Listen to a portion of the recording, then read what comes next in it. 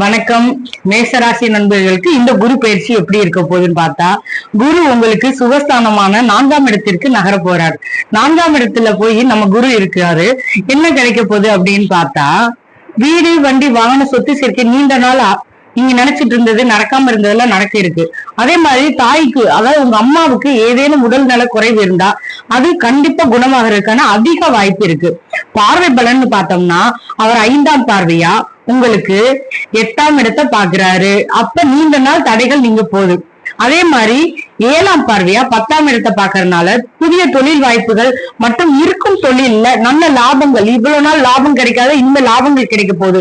அது மட்டும் இல்ல, 9ஆம் பார்வையா உங்களுக்கு 12ஆம் இடத்தை பாக்குறாரு. ரொம்ப நாள் தூக்கம் இல்லாதவங்களுக்கு நிம்மதியான தூக்கம் வரும்னு வச்சுக்கோங்களேன். அது மட்டும் இல்ல, அது விரை ஸ்தானமா இருந்துட்டு போகுது.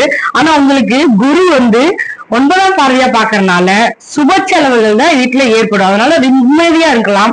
நன்மை தீமை என்ன பாத்துட்டோம்னா, நன்மை வீடு வாங்கின சொத்து சேர்க்கைகள்லாம் நல்லா இருக்கும்.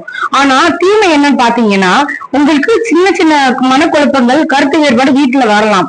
ரொம்ப கோபம் வரும்போது நீங்க தான் கொஞ்சம் பொறுமையா போகணும். நம்ம வீட்டு ஆளுகளை விட நம்மளுக்கு தெரிஞ்சிச்சு, அதனால நீங்க கொஞ்சம் பொறுமையா போனா கண்டிப்பா இந்த குரு பயிற்சி உங்களுக்கு சிறப்பான குரு பயிற்சியா இருக்க போது. தொழில நல்ல லாபங்கள் கிடைக்க போகுது. அதே மாதிரி ரொம்ப சுகஸ்தானத்துல இருக்கனால கண்டிப்பா ஏதோ வீடு, மனை, இடம், ஏதோ ஒரு புதிய மனையோ, புதிய இடமோ, புதிய வாகனமோ ஏதோ ஒண்ணு நீங்க வாங்க போறீங்க. நன்றி.